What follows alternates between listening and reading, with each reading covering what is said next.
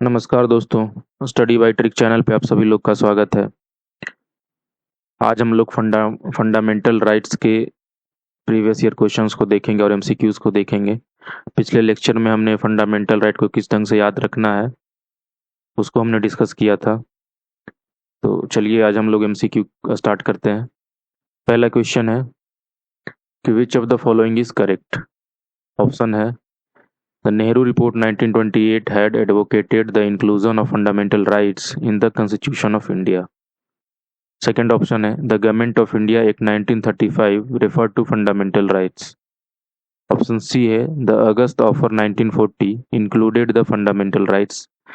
और option D है the Cripps mission 1942 refer to fundamental rights. इसका आंसर है ए। नेहरू रिपोर्ट जो आई थी वो 1928 में आई थी। इसी में भारतीय संविधान में मौलिक अधिकारों को शामिल करने की वकालत की गई थी। और ये जो नेहरू रिपोर्ट थी वो एमएल नेहरू की रिपोर्ट थी, मोतीलाल नेहरू की रिपोर्ट थी। उसी में ये मेंशन किया गया था कि मौलिक अधिकारों को भारतीय संविधान में शामिल किया जाए। तो इसका आंसर होगा ए। दूसरा क्वेश्चन है कि निम्नलिखित में से कौन सा कथन सही है। ऑप्शन ए है अधिकार नागरिकों के खिलाफ राज्य के दावे हैं। ऑप्शन बी है अधिकार वे विशेषाधिकार हैं जो किसी राज्य के संविधान में शामिल होते हैं। ऑप्शन सी है अधिकार राज्य के विरुद्ध नागरिकों के दावे हैं। ऑप्शन डी है अधिकार कई नागरिकों के विरुद्ध कुछ नागरिकों की विशेषाधिकार है। इसका आंसर होगा सी। ये जो राइट्स हैं वो राज्य के विरुद्ध नागरिकों के दावे हैं, मतलब rights are claim of the citizens against the state. Third question है कि संविधान द्वारा मौलिक अधिकारों को लागू करने की शक्ति निम्नलिखित में से किसे दी गई है। तो ये शक्ति दी गई है सर्वोच्च न्यायालय और उच्च न्यायालय को। इसका आंसर होगा डी। फोर्थ क्वेश्चन है फंडामेंटल राइट्स आर। ऑप्शंस है जस्टिफिएबल, नॉन जस्टिफिएबल, फ्लेक्सिबल और रिजिड। इसका आंसर होगा ए, जस्टिफिएबल, है ना। तो फंडामेंटल राइट्स जो होते हैं वो जस्टिफिएबल भी होते हैं और इन्फोर्सेबल भी होते हैं, है ना। इन्फोर्सेबल भी होते हैं। इसका मतलब ये हुआ कि अगर वायोलेशन होता है फंडामेंटल राइट्स का, अगर फंडामेंटल राइट का हनन होता है तो आप you can move to court, है ना, मूव टू कोर्ट।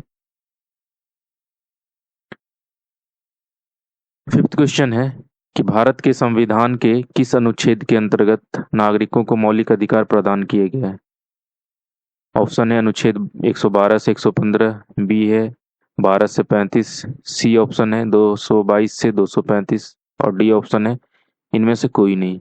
इसका आंसर होगा अनुच्छेद 12 से 35। आर्टिकल 12 टू 35 में फंडामेंटल राइट का उल्लेख किया गया है और ये पार्ट संविधान के पार्ट 3 में आता है ना। नेक्स्ट क्वेश्चन है कि भारतीय संविधान के निम्नलिखित में से कौन सा अनुच्छेद एक अलग श्रेणी का है। तो आर्टिकल 14, 15, 16, ये तीन ऑप्शन जो दिए गए हैं ये राइट टू इक्वलिटी का है आर्टिकल है ये। लेकिन आर्टिकल 19 की जहाँ तक बात है तो ये आर्टिकल 19 जो है वो राइट ऑफ फ्रीडम है ना।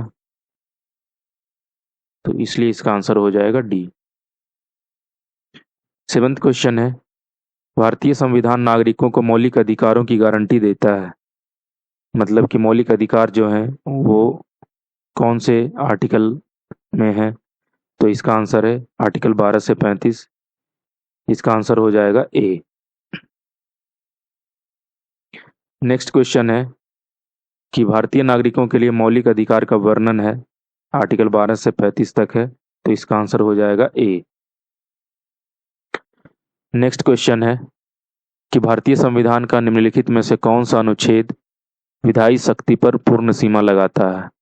तो इसका आंसर हो जाएगा ए, आर्टिकल 14। राइट टू इक्वलिटी का जो पहला आर्टिकल है आर्टिकल 14, मतलब equal protection of law, equal protection of law and equality before law, equality before law, ये दोनों एब्सोल्यूट एब्सोल्यूट है ना। तो इसका आंसर हो जाएगा ए। नेक्स्ट क्वेश्चन है कि संविधान के किस अनुच्छेद में कानून का समान संरक्षण प्रदान किया गया है। तो इसका आंसर हो जाएगा सी, मतलब इक्वल प्रोटेक्शन ऑफ लॉ। इसको किस अनुच्छेद में दिया गया है, तो इसका आंसर है आर्टिकल 14। और आर्टिकल 14 में ही दो चीज़ों का उल्लेख किया गया है, एक तो इक्वल प्रोटेक्शन ऑफ लॉ है और दूसरा इसी में दिया हुआ है equality before law. Equality before law, ठीक है। ये जो इक्वलिटी बिफोर लॉ है, ये कहाँ से लिया गया है, तो इक्वलिटी बिफोर लॉ जो लिया गया है, ये लिया गया है ब्रिटेन से, जबकि इक्वल प्रोटेक्शन ऑफ लॉ ये लिया गया है अमेरिका से, ठीक है। नेक्स्ट क्वेश्चन है कि the right to equality is given by. तो राइट टू इक्वलिटी जो दिया जाता है वो उसका कौन कौन से आर्टिकल के थ्रू दिया जाता है, तो इसका आंसर है 2, 3, 4, यानी आंसर सी, है ना। 2, 3, 4। आर्टिकल 13 में तो ऐसी कोई बात नहीं की गई है। आर्टिकल 14, 15, 16 इन तीनों में एक राइट टू इक्वलिटी की बात की गई है, तो इसलिए इसका आंसर हो जाएगा आंसर सी, ठीक है। अब जहाँ तक बात है आर्टिकल 13 की, तो आर्टिकल 13 में किस चीज़ की बात की गई है, तो आर्टिकल 13 में जुडिशियल रिव्यू की बात की गई है। जुडिशियल रिव्यू की बात की गई है, ठीक है।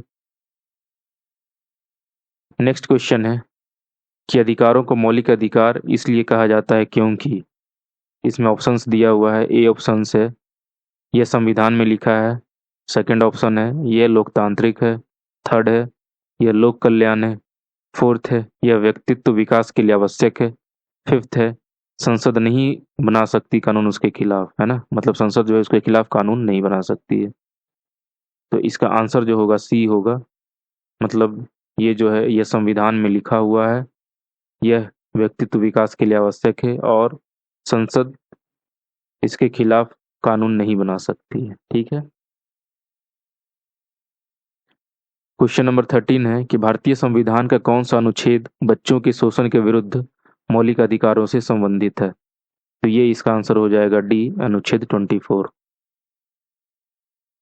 नेक्स्ट क्वेश्चन है कि एक कानून जो कार्यकारी या प्रशासनिक प्राधिकार को कानून के आवेदन के मामले में एक अनियंत्रित और अनियंत्रित विवेकाधीन शक्ति प्रदान करता है, एक का उल्लंघन करता है, भारत के संविधान के निम्नलिखित अनुच्छेदों में से कौन सा है, तो ये इसका आंसर हो जाएगा अनुच्छेद 14, ठीक है। 15th क्वेश्चन है कि in the Indian constitution the right to freedom is granted by 4 articles which are. तो राइट ऑफ फ्रीडम जो ग्रांटेड हमारे कॉन्स्टिट्यूशन के थ्रू जो किया गया है, वो कौन से आर्टिकल में किया गया है, तो आर्टिकल 19 से 22 तक ये किया गया है। इसका आंसर हो जाएगा answer A, okay. So thank you for watching the video, और अगर आपको ये कंटेंट अच्छा लगा हो तो लाइक शेयर